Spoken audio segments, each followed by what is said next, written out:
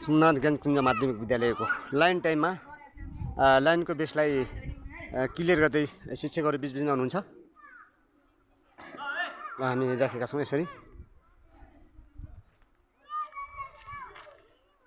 म हाम्रो यस विद्यालयका प्रधानाध्यापक छायाबाजु खत्री सर हुनुहुन्छ, उहाँसँग म अलिकति केही कुरा गर्न चाहन्छु। हेड सर नमस्कार। अनि सर मैले आज विद्यालयको लाइनको अलिकति अवस्थालाई हेर्दाखेरि अलि परिमार्जन भएको देखेँ।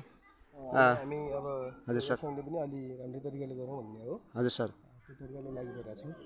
स्कुलको हरेक कुरा तपाईँको जिरोबाट स्टार्ट गरौँ, हरेक कुरा चेन्ज गरौँ भन्ने कुरा हो। त्यही चेन्जमा हामी लागिरहेका छौँ, सबै कुरा प्रयास गरिरहेका छौँ। बनाएको मतलब सर यो अब लाइनबाट नै केही सुधार गर्नुपर्छ भन्ने सोच हो सर। अब सुरुवात त हाम्रो त्यही नै हो नि, सुरुवात त्यो हो। सुरुवात त्यो गर्दै गर्दै कक्षा छोटा हुँदै हामी बिस्तारै तपाईँको समाजमा बाहिर हाम्रो केही छाप पार्छौँ। केही छाप पारेर तपाईँको विद्यालयको बारेमा केही राम्रो छाप पार्छौँ भन्ने हामी आशा लिएका छौँ, गर्छौँ, प्रयास गरिरहेका छौँ। अझै हाम्रो अथक मेहनत। अनि सर मैले एउटा सुनेको 22 गते तपाईँहरू यो अभिभावक भेला गर्दै हुनुहुन्छ, विद्यार्थीको बुद्धिजीवी भेला गर्दै हुनुहुन्छ भन्ने के हो र? हो, हामी सम्पूर्ण विद्यार्थीको अभिभावक मात्र, प्रत्येक विद्यार्थीको एकजना अभिभावकलाई हामी भेला गर्दैछौँ। यसको विद्यालयलाई शैक्षिक क्षेत्रदेखि लिएर सम्पूर्ण क्षेत्रहरूलाई सुधार गर्नुलाई के गर्नुपर्छ सल्लाह सुझाव माग्नको लागि म प्रत्येक अभिभावकले बोलाएको छु। अहिलेसम्म अभिभावकहरूको त्यति चासो देखेको छैन, विद्यालयमा आउनुहुन्न र त्यो दिन प्रत्येक अभिभावक आउनुपर्छ। यदि नआयो भने प्रत्येक अभिभावकलाई हामी घरमा गएर उनीहरूलाई नआएको बापत जरिवाना असुल गराउँछौँ। उनीहरूले आउनुपर्छ। एउटा विद्यार्थीको हितको लागि एक दिन किन नआउने, एक दिन भए पनि कम्तीमा विद्यालयको सुधारको लागि एक दिन भए पनि सल्लाह सुझावको लागि आउनुपर्छ भन्ने मेरो ध्येय हो। पक्कै आउनुहुन्छ, मलाई आशा छ आउनुहुन्छ, सल्लाह सुझाव दिनुहुन्छ, यो विद्यालयले अग्रपन्थीमा लिनको लागि ठुलो मेहनत गर्नुहुन्छ भन्ने पूर्ण आशा लिएको छु। ठिक छ, हाम्रो हेड सरलाई तपाईँको ऊर्जा एकदम थप शक्तिमय बनोस्, तपाईँको सफलता प्राप्त होस्। म विद्यार्थी राखेको छु, यसरी सबै शिक्षकहरू लाइनमा हुनुहुन्छ। ल हेर्नुहोस्, आहा ल ठिक छ है। कर्मशः सुधार हुने अवस्थामा श्री सोमनाथ ज्ञानकुञ्ज माध्यमिक विद्यालय श्री रुस्का जुम्ला तपाईँहरू सबैले सल्लाह दिन आवश्यक छ है यस विद्यालयलाई सुधार्नका निम्ति। नानी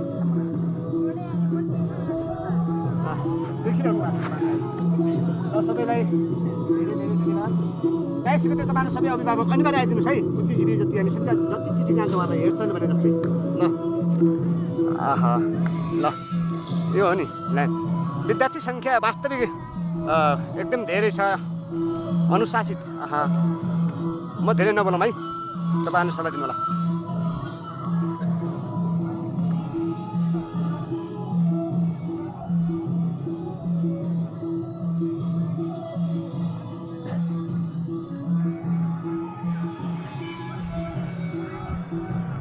शिक्षकहरू उहाँ हुनुहुन्छ, यसरी लाइनमा उभिराख्नु भएको छ।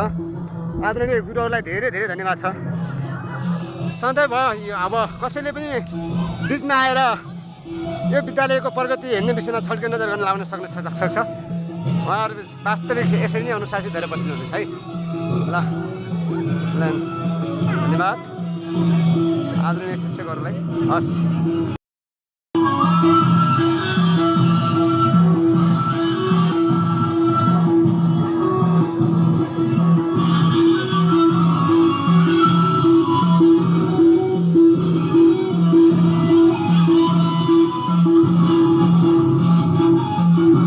ठिक छ नि, ठिक छ। यसरी खुसी हुनुहुन्छ हाम्रो भाइ दिनेश लामो समयसम्म यस विद्यालयमा विद्यार्थीको भविष्यप्रति एकदम चिन्तित हुने भाइ दिनेश। ठिक छ, ल ठिक छ, ल शिक्षक हुनुहुन्छ है। ल